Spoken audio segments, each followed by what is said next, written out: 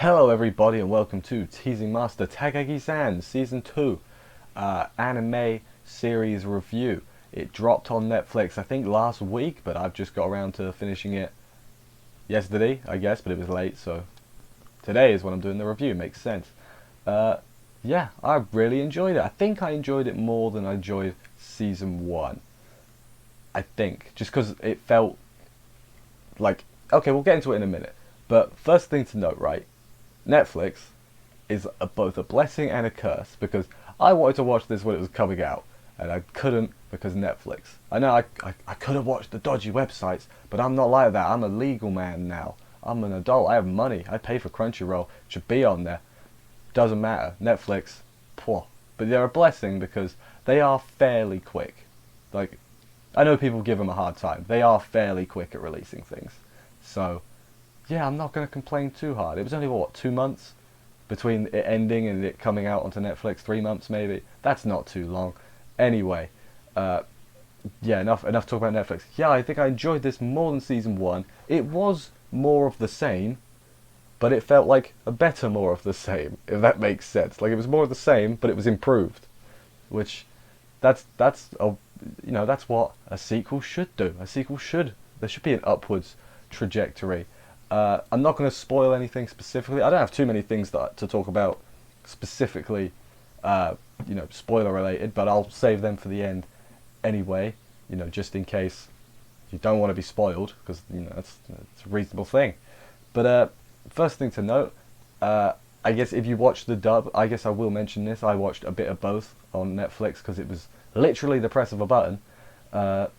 The dub cast is completely different because Netflix decided to change everything from Season 1.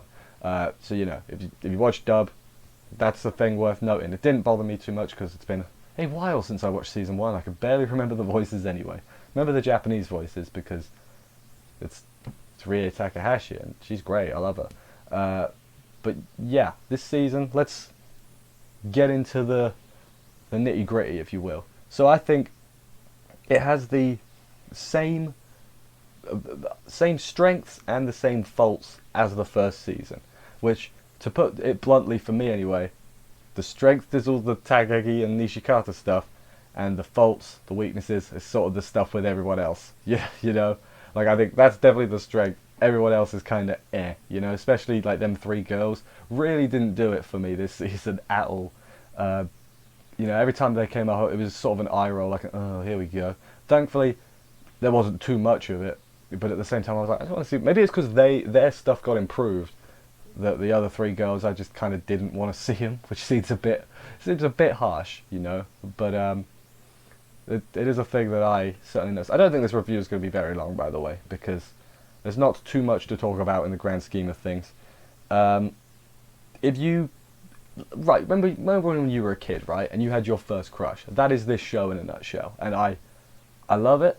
It's like memories, but not memories. If that makes any sense, it's like, oh man, I can relate to that. It is a good, like, memory bringing show. I don't know how to describe it. I'm being completely honest. I'm doing a very bad job of it, but I had a good time. Somehow, unlike a lot of shows like this, where forward progress in the relationship and all that. I didn't expect any of that because look at the first season. There was very little, if any, progress made. This season, though, I actually did feel like they were making progress, and it felt like it was building up. So and it was doing that without losing what made the show entertaining in the first place, which was basically just the teasing challenges. It's still the whole point of the show. I felt like they managed to make it interesting, but I also kind of feels like it sort of took a back seat this season to the actual relationship building and stuff. I don't know why I keep saying it like that. It's fine. Somehow the two of them managed to get even cuter together. Like, it legit was like, oh man, I remember when I was a kid. They're way cuter than I was. What's going on? Yeah, stuff like that. There are there's actually some new characters, actually. I best I better mention them. They are called, I'm going to quick refer to my notes again because I know I just looked, forgot already. Hojo is the girl and Hamaguchi is the guy. I don't think they were in the first season, but basically it's the dude likes her, and she may or may not like him. She doesn't seem too fussed, if I'm going to be completely honest. But yeah, they're fine. They're not like, they don't get focus parts like the other three girls do. They're just sort of in the background. They're like the friends with Takagi and the other one, Nishikata. I forgot his name there.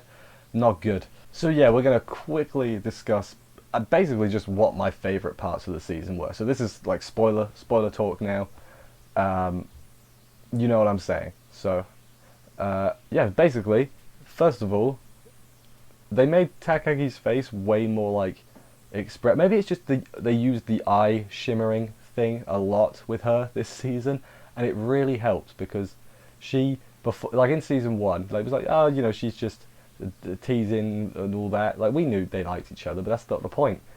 This season though, the shimmering eye thing, it was like something's gonna happen, something's gonna give. And the part that got me, that I really liked the most, was the bit when he asks her to the festival and she just gives him all the cans and stuff. I was like, oh my god, look at how excited she is. It's so, and like, I watched the dub for this part. I think she did a good job. I've not seen this sub. I kind of alternated every episode. It sounds like it would bother you, but hey, it was fine. Or did I do half and half? God, I watched most of it at the beginning of the week, so I cannot actually remember. But yeah, it was really nice, you know. And the whole festival bit, when they actually became like more aware, and they're like, okay, we like each other, we'll do a thing. It was a thing. So if they do get season 3, hopefully they keep that up, and like it's not completely back to square one, because that would be weird. I read somewhere that they added some anime original scenes, but no one seemed to be complaining about it. And you know, I've been on the internet a long time. People complain when there's anime original stuff, so that's kind of weird. But yeah, oh man, that was one of my favourite parts. I did like those last few episodes, especially. I really did enjoy. I really did, and yeah, I think the fact there was actually forward progress made it better than season 1. Like season 1 was good, but you don't really get anywhere. Season 2 is good and you get somewhere, if that makes sense.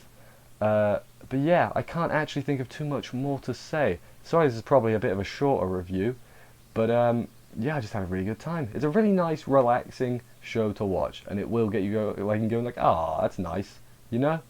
Very big fan, me. If they make a season 3, I'm down for that. I know there's that future manga where they like have a kid, so maybe that'll get an anime, who knows? Anyway, thank you everybody for watching this review. I hope you enjoyed it. It's quite short, but that's fine, you know? Not every review needs to be an hour long. I will see you next week for another episode of this. That's not relevant in this thing. I did the wrong outro. That's fine. See you in whatever video you decide to watch next. Like, comment, subscribe, and all that other good stuff. And bye, guys.